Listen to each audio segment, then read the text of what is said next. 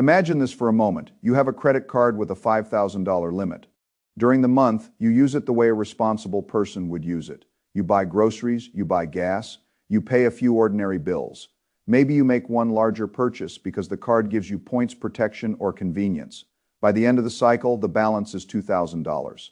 You are not in trouble. You are not broke. You are not borrowing money you cannot repay.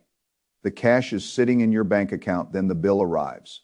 You pay the full balance, no interest, no late fee, no missed payment. You did what every bank, every credit card company, and every financial article tells you to do. Then, a few days later, your phone lights up. Your credit score dropped 20 points. Most people see that and think something went wrong. They think the bank made a mistake. They think the credit bureau has outdated information. They think someone stole their identity. But in many cases, nothing went wrong at all. The system did exactly what it was designed to do. And that is what makes it so dangerous. A system can punish you even when your behavior is good. If you do not understand when the system measures you, that is one of the most important principles in money, in investing, in business, and in life. You do not get rewarded for what you intended to do. You get judged by the data the system captures. And in credit, one specific day on the calendar can decide whether the system sees you as a low-risk borrower or a person who looks stretched, even when you pay every dollar back. That day is not your due date. That is the mistake most people make. They think the due date controls their credit score. It does not. The due date controls whether you are late. The statement closing date controls what gets reported. Those are two very different things. If you do not understand that difference, you can keep doing the right thing in the wrong sequence, and your score can keep moving against you. That is why I want to walk through this slowly and mechanically, because once you understand the machine, you can stop being surprised by it. Most people believe the process works like this. They use the credit card, they wait for the bill, they pay the bill in full, then the credit bureau see a zero balance and give them credit for being responsible. That sounds logical, but that is not how the system works. The bureaus do not watch your account in real time. They do not update the moment you make a payment. They are not sitting there tracking your daily behavior and saying, "This person paid in full, so we should show a zero balance." Instead, the bank takes a single snapshot of your account once a month. That snapshot shows the balance on one particular day. Then the bank sends that number to Experian, TransUnion, and Equifax. Once that number is reported, it can sit on your credit report for the month, even if you paid the entire balance right after that. That is the key. The system is not measuring your intention. It is measuring the balance on the snapshot day. Let me describe the timing. Your billing cycle runs for about 30 days. During that period, you use the card. The balance rises and falls depending on your spending and payments. At the end of the billing cycle, the bank closes the statement. That is called the statement closing date. At that moment, the bank generates the bill. The balance shown on that statement is usually the balance the bank reports to the credit bureaus. Then, about 25 days later, your payment is due. So if your card shows a $2,500 balance on the statement closing date, that $2,500 may be what gets reported. If you pay the full $2,500 on the due date, you avoid interest and late fees. That is good. But from the credit bureau's point of view, the reported balance was already captured. The photo was already taken. You cleaned the room after the camera clicked. That is why so many responsible people get confused. Their bank account says they are careful, their behavior says they are careful, their payment history says they are careful, but their credit report says they used a large portion of their available credit. And the scoring model responds to what was reported. This is not about morality. It is not about whether you are a good person. It is about a mechanical input. If the machine sees high utilization, the machine treats you as higher risk. Understanding that distinction is the whole game. In credit scoring, payment history matters the most. It is the largest category that makes sense. A lender wants to know whether you pay your bills on time.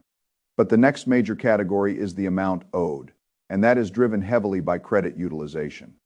Credit utilization means the percentage of available credit you are using at the moment the balance gets reported. If you have a $5,000 credit limit and the reported balance is $2,500, the system sees 50% utilization. If the reported balance is $100, The system sees 2% utilization. Same person, same card, same spending, same full repayment. Very different score impact. That is why timing matters. People often ask, how can I pay everything on time and still get hurt? The answer is that on-time payment and reported utilization are not the same variable. One is about the other is about what the lender sees as your balance relative to your limit. They both matter, but they are measured differently. There is another piece that catches people. Utilization is not only measured across all cards combined, it is also measured card by card. This matters a great deal. Suppose you have $50,000 in total credit limits across several cards. You might think you are safe because your overall usage is low. But if one card has a $600 limit and that card reports a $590 balance, that one card looks almost maxed out. The system can treat that as a risk signal. It can hurt your score even if your total utilization across all cards is not high. That is how people with strong credit histories can see sudden drops. They put a large purchase on a card with a smaller limit. They still plan to pay it in full. They are not financially weak, but they let the statement close with that high balance. Then the credit bureau receives the snapshot. The scoring model sees a near-maxed card, and the score drops. Again, nothing mysterious happened. The system reacted to the data it was given. That is both the problem and the opportunity. The problem is that if you let the bank decide what picture gets sent, you may be judged on an ugly picture. The opportunity is that utilization generally has no long-term memory under the scoring models most lenders still use. A late payment can follow you for years. A serious negative mark can sit there and weigh on you. But utilization can reset quickly when the next low balance is reported. That means this is one of the few parts of credit where you can see improvement fast. If the wrong balance was reported this month, you can report a better balance next month. The past high utilization does not usually haunt you the same way a missed payment would. There is a newer scoring model that can look at balance trends over time. But most lenders still rely on older models where the monthly utilization snapshot is the critical number. So for now, the practical strategy still works. You do not wait for the bill and then pay. You pay before the bill is created. That is the key principle. You control the snapshot if your statement closes on the 15th. You do not wait until the due date after the statement arrives. You look at your balance a few days before the statement closes. You make a manual payment. You bring the balance down to a very small number. Then when the statement closing date arrives, the bank captures that low balance and reports it. Now the credit bureau sees low utilization. You still pay the remaining balance by the actual due date. You still pay no interest. But now the system sees what you wanted it to see. For example, suppose the card has a $5,000 limit. Your statement closes on the 15th. On the 11th, the balance is $2,000. That is 40% utilization. If you allow that to close, the credit bureaus may see 40%. The balance falls to $100. When the statement closes on the 15th, the statement shows $100. The reported utilization is 2%. Then, when the due date comes, you pay that remaining $100. The bank is paid. You pay no interest. The credit bureaus see low usage. The scoring system sees a borrower who uses credit but does not depend on it. That is the position you want to be in. You are not gaming the system in any unethical way. You are using the system's own rules. You are making sure the information reported about you is accurate in the way that matters for scoring. There is another mistake people make once they learn this. They assume that if low utilization is good, then zero utilization must be perfect. But that is not always the best result. The scoring model is trying to assess how you handle credit. If every card reports zero every month, the model has less visible evidence that you are actively using revolving credit and managing it well. That is why people with very high scores often report a tiny balance, not a large balance and not zero across every card. The goal is not to carry debt.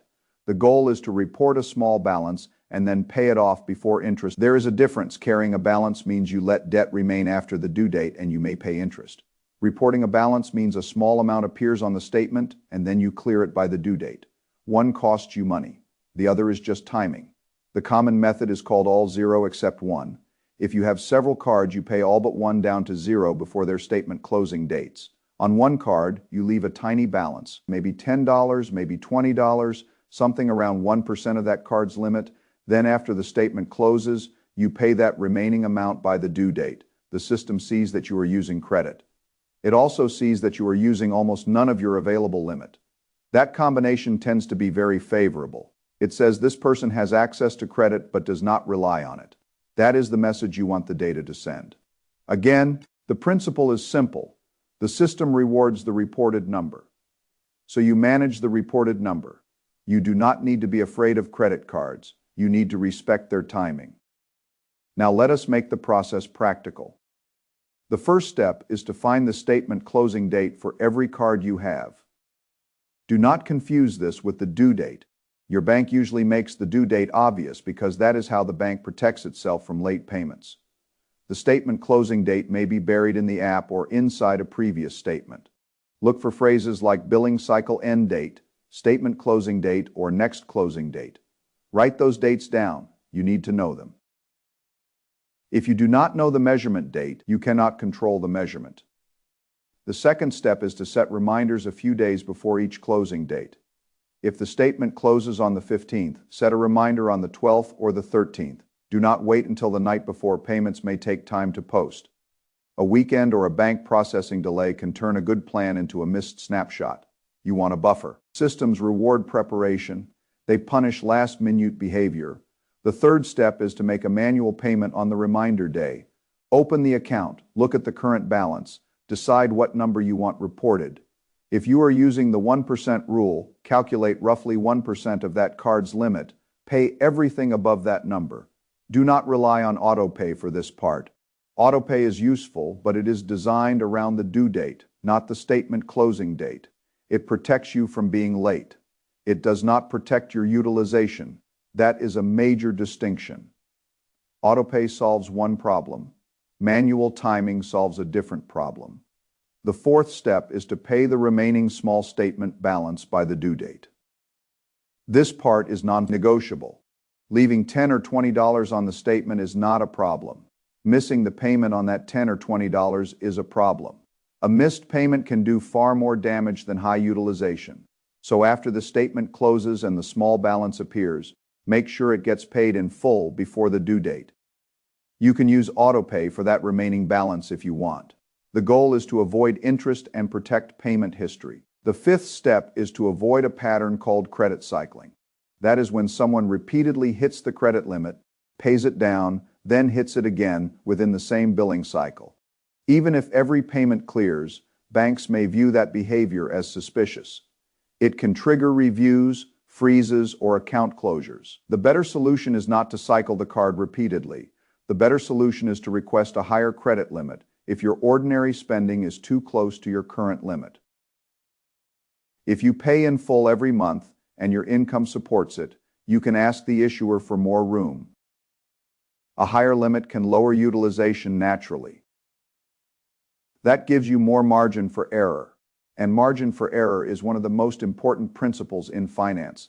The person with no margin must be perfect. The person with margin can make small mistakes and still be fine.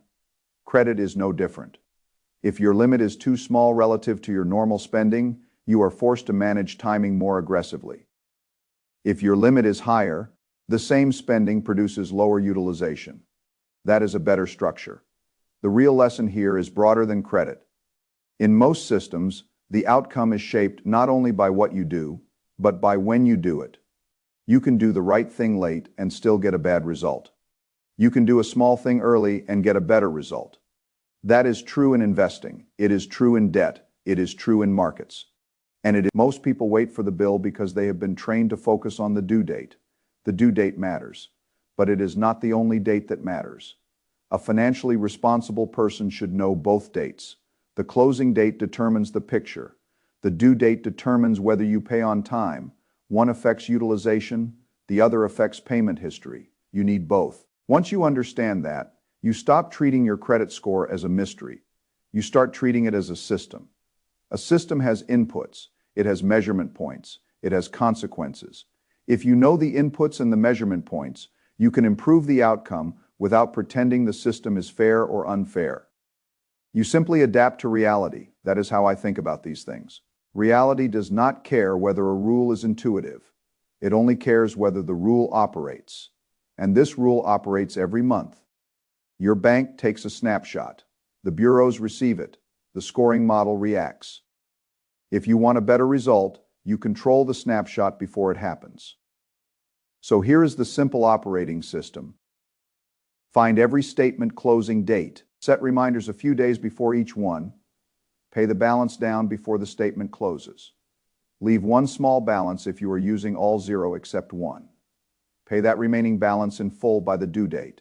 Avoid maxing out any single card request. Higher limits if your normal spending is too close to your limit. Repeat this every month. That is it. No drama, no fear. No need to stop using cards responsibly. Just better sequencing. The person who understands sequencing gets judged by the system differently from the person who does not. Not because they are more honest, not because they are more deserving, because they learned when the picture is taken. And once you know when the picture is taken, you do not let the bank photograph you at your worst moment. You prepare the room before the camera clicks. That is the whole secret.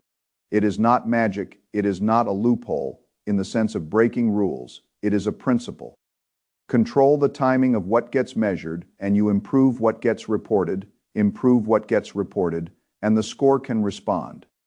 And when you combine that with on-time payments, low balances, patience, and no unnecessary risk, credit stops being a confusing punishment machine and becomes one more system you can understand, manage, and use carefully. That is what responsible financial behavior really means, not just paying the bill, understanding the machine that judges the bill.